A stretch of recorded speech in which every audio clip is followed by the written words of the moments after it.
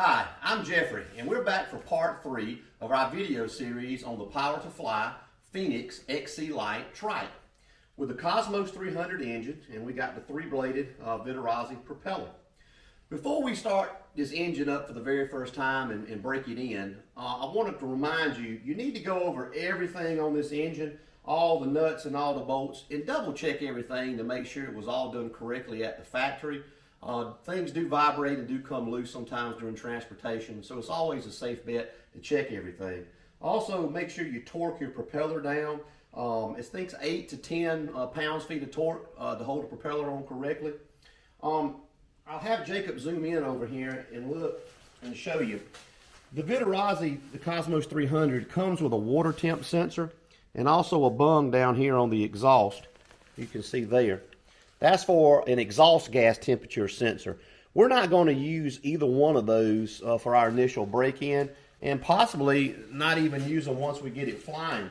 What we're running here is a Trail Tech RPM gauge, and if you'll come around here,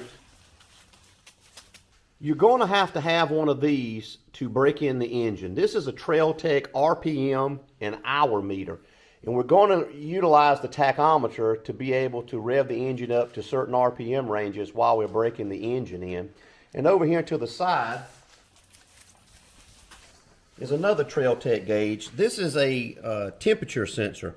We're tying that in and it replaces the spark plug crush washer. If you come back around here, let's look at that. You see? There's typically a crush washer underneath the spark plug, and what we're doing is replacing it with this copper washer, and that ties in over here to your temperature sensor. And then, of course, for our RPM gauge, we wrap this little red wire around our spark plug wire, and that's going to give us our tachometer. Some of these wires are left loose. We've temporarily installed these gauges for right now, and so they're not in their permanent position, but we're just going to utilize them here right now for our break-in procedure. And so definitely look into that. Come on around here. Another thing I want to stress to you is battery safety. This is a lithium-ion battery, and you see our plugs here. We want to make sure that we keep this thing unplugged when not in use. We don't want to put a drain on the battery, and if that drain pulls this battery down past a certain voltage, then it's going to kill the battery for good. We'll never be able to charge it back up. We also have our switch down here that cuts the master power on and off. I would still disconnect the battery just for safety's sake. Also, too, I can't stress enough how much you need to educate yourself about lithium batteries. If you overcharge them or mishandle them, these things can be very dangerous if not handled correctly. So that'll cover us on that with the battery.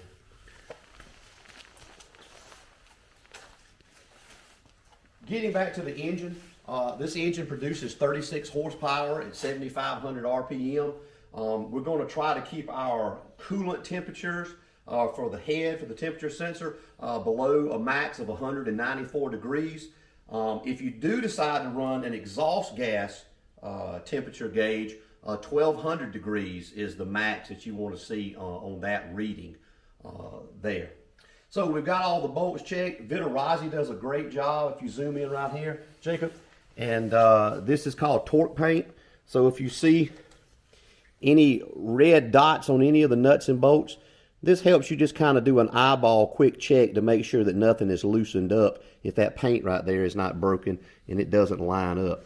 So check all your nuts and bolts, and that should get everything ready to go there. Next thing is fuel.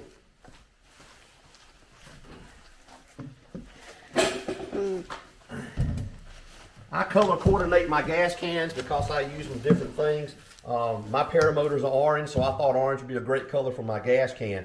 I also put tape here where I wrote down what's in the tank. This is going to be our break-in fuel. We're mixing Motul 800. Vittorazi only recommends 800 or 710 by Motul is the only oils that they recommend be running their engines. And so we're going to do it the way Vittorazi says to do it. To break it in, the first 15 liters, or for you non-metric people, 4 gallons, we're going to run a 50-to-1 ratio to break it in. That's going to be like 2.6 ounces per gallon.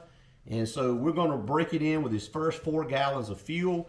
Then we'll go to a 66-to-1 ratio, where we're only putting in 10 ounces of oil per 5 gallon, and that'll give us the ratio of 66-to-1 is what we're going to continue to run this engine in.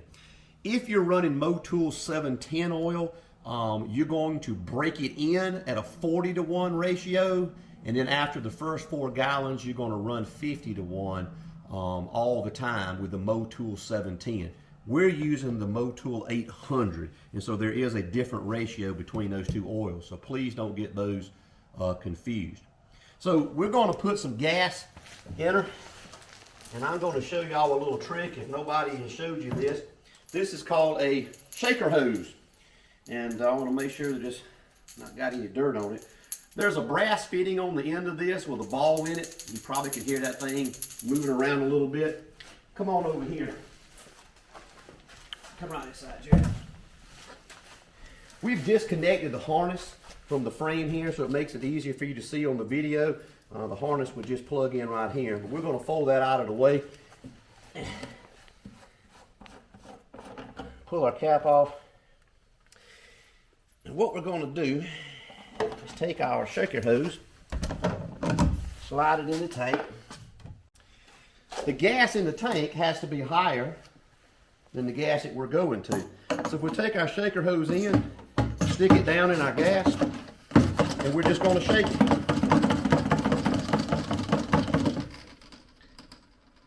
And once you get it jiggled up a couple of times, you can actually see the gas flowing. Watch it there in the tank. And if you listen real closely, you can actually hear the ball sometimes vibrating as it's moving in and out.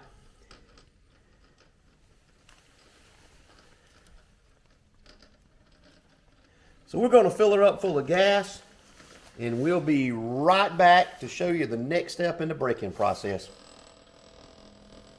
All right, we moved the trike outside. We're ready to fire this engine off for the first time. I want to tell y'all a couple of things that you're going to need to do before we crank this engine. First and foremost, we want to make sure this trike is strapped down and cannot move. So we have a power pole here that's not going to move. We've run a ratchet strap around the front end, and we have tightened this down. It's almost even mashing the tire. So the front end is not going to jump or move. We also backed up a truck to the back, and we ran some straps at the back end going from each axle, so the back of the trike can't spin around or move with us either. So check and be double careful as you spin that prop that they're coming nowhere close to our straps here at the bottom. We're also going to make sure that somebody is sitting in the back seat to keep weight pushed down on the trike as well while we're running the engine up. You're going to need a couple of things. I stressed to you earlier about getting a tachometer. We have to use a tachometer to hold the engine at certain RPMs for certain lengths of time. So you're going to need a timer. I'm going to use my trusty iPhone with a stopwatch, and so I can monitor how much time that is passing as the engine is running. You're also going to need some hearing protection. These things get kind of loud, and so you make sure that you protect your ears. Of course, I'm wearing glasses, so if you're not, you may want to consider safety glasses in case there's anything loose around on the ground that could blow up from the prop. Another thing nobody talks about safety-wise, I've got a fire extinguisher. If something goes sideways here, I don't want this thing burning to the ground, so I brought me a fire extinguisher along just in case that I have a use for that. I hope I don't. And also, if you step back into the rear, the engine manual suggests that once we fill this engine with radiator fluid, antifreeze, and we've got it up to the max line, that we're going to crank the engine and warm it up for the very first time with the radiator cap off. So I'm going to remove that now. Make sure that don't get in the prop. What this does is, for the first time the engine cranks and the water pump spins, it's going to circulate fluid throughout the engine block. And so after we let it warm up, we're going to take and check our level. If the level doesn't go down, then we're good. If the level drops, I made sure I brought some more of the antifreeze that comes included with the engine with us so we can top this off. Okay? So now that we've got everything that we needed, we're going to plug the battery in. Make sure this switch is armed.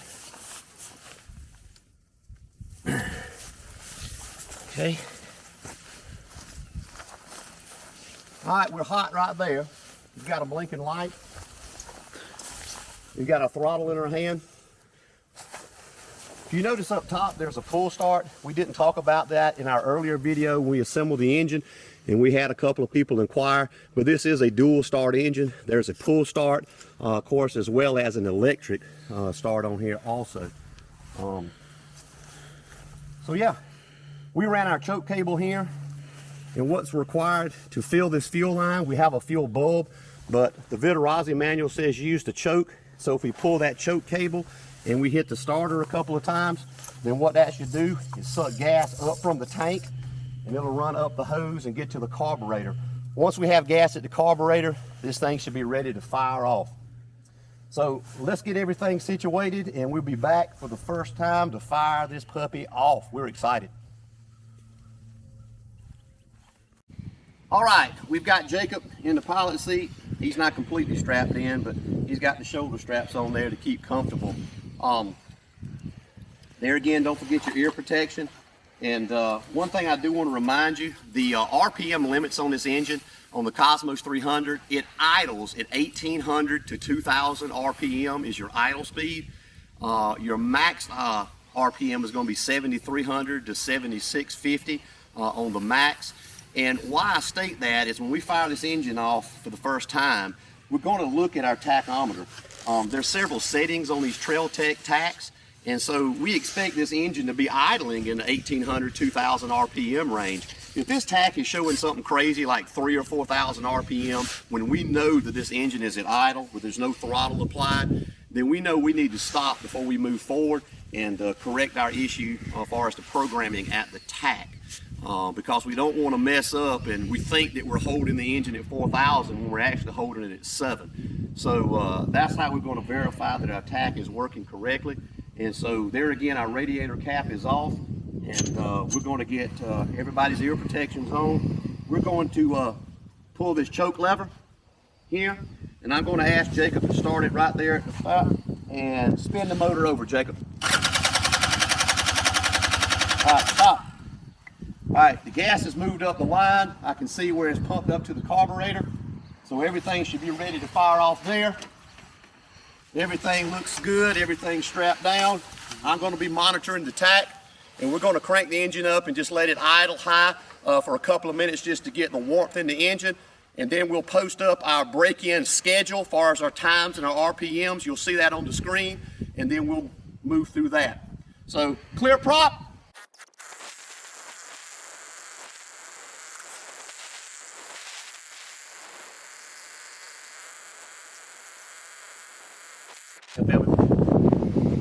All right, we pulled the engine up. We're about 60 degrees Fahrenheit outside today, and we ran the engine roughly around 3.5, no more than 4 minutes. We noticed that our water level did not change, and that should have been plenty of time. I can feel the heat off the radiator, so I know that the thermostat is open and water has circulated. So we've got all the air out of the system. Our levels didn't go any further down, so we're going to go ahead and put our radiator cap back into place there. Just as I said earlier, the tachometer, we had to cycle through several times to get to the appropriate setting. One setting showed 1100 RPM, and we know that's way too low. This engine won't even idle down that low, so I know that setting is wrong. Another setting showed 4,000 RPM, and I know that that engine is not spinning 4,000 RPM, so we knew that setting was wrong. We finally settled the way the Trail Tech read, it was on the setting 2.0. Was the correct setting for our tach. But I do encourage you to cycle through and make sure that you've got that correct. We've had a person make a mistake before with this, not knowing, and breaking an engine in, actually ran it way too hot, too fast, and that wasn't good. Of course, it ended well, but we don't want y'all to make the same mistake with the tachometer. So the engine fired up. We were listening for any kind of funny noises. Didn't hear anything out of whack. We're going to walk through and double check everything to make sure nothing's loose or in the way of the propeller again. And like I say, we're going to post up the break-in schedule. What we're going to be doing is firing this engine up. We're going to bring it up to an RPM level, and I'll give you those numbers if I can find them on my phone. We're going to start off at 4,000 RPM, and we're going to run the engine for 4 minutes. And so we're going to keep the timer on, and as soon as after those 4 minutes are up, we're going to drop the engine back down to idle, and we're going to let the engine idle for a minute. Then we're going to run the engine up to 5,000 RPM, and we're going to hold it at that level for 3 minutes. Then we're going to drop the engine back down to idle for 1 minute. Then we're going to run it up to 6,000 RPM for only 2 minutes. Then let the engine idle for a minute. And then the last time we're going to run it to 7,000, or just about, wide open, but not quite. And we're only going to run it for 1 minute at 7,000 RPM. And then we're going to kill the engine and let the engine cool off for 15 minutes. So what we're doing is we're slowly easing the engine up in RPM level, but only for a short time, then letting it come back down. And then we're heat cycling the engine by letting it cool off for 15 minutes. Once we go through that cycle, which is about a 13-minute process, we let it cool for 15. Then we're going to start that process all over again. So we're going to go through the process a total of 4 times before we can consider the engine broken in. After the engine is broken in, it's fine to fly. And so if you want to fly, Vittorazi still recommends never holding wide open throttle for more than 30 to 60 seconds at a time. And you also want to cycle the engine. Don't just hold it at a steady cruise speed, 4,000 or 5,000 RPM. You want to kind of go up, let it come down. So just don't maintain a constant RPM for those first 4 gallons. Because we're definitely not going to burn 4 gallons running this thing for the first 2 hours in our braking procedure. So hang tight with us. We're going to fire this engine back off again. Man, it sure did sound good. I'm really excited to hear it when it actually comes up in the RPM level and feel the thrust that this engine produces. So hold tight with us and we'll fire it up again and we'll start our braking procedure. Thanks. All right, we let the engine cool down for 5 minutes after we warmed it up, and everything checked out good. We went through everything. We replaced the radiator cap. So Jacob's going to fire the engine up, and like I said, we're going to run the engine at 4,000 RPMs for 4 minutes. Then we're going to let it come back down to idle for a minute. Then we're going to go back up to 5 for 3, 6 for 2, and then 7 for 1, and then we're going to rest for 15 minutes. So if you're ready, Jacob, you go ahead and hit the start button, and I will start the timer. Clear. Good block.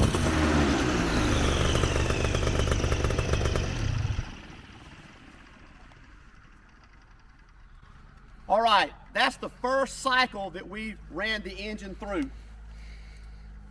And so we're going to repeat that 3 more times. So that was the first cycle. We need to do a total of 4. Our temperature readings never got over 170, and so everything looked good there. The engine maintained the RPM levels really, really consistent. And as some people have already denoted about the Cosmos 300, it's a very smooth engine. The power seems to be a lot more linear than our Mostra 185. And I was just amazed. Not much vibration compared to the Mostra 185, and tons of thrust. So we'll check everything out to make sure everything's still looking good. Nothing's loose, nothing's in the way of the prop, but everything sounded great. We're going to repeat this 3 more times, like I say, and then we'll complete our break-in procedure. So thanks for watching. If you're interested in Power to Fly, check out Darren and Alan at Carolina PPG. Those guys have been absolutely tremendous. I can't stress it enough. Reach out to them. We'll make sure down in the description that we leave all of the ways that you can get a hold of Darren and all the guys at Carolina PPG. And so thanks for watching the video, and you have a blessed day.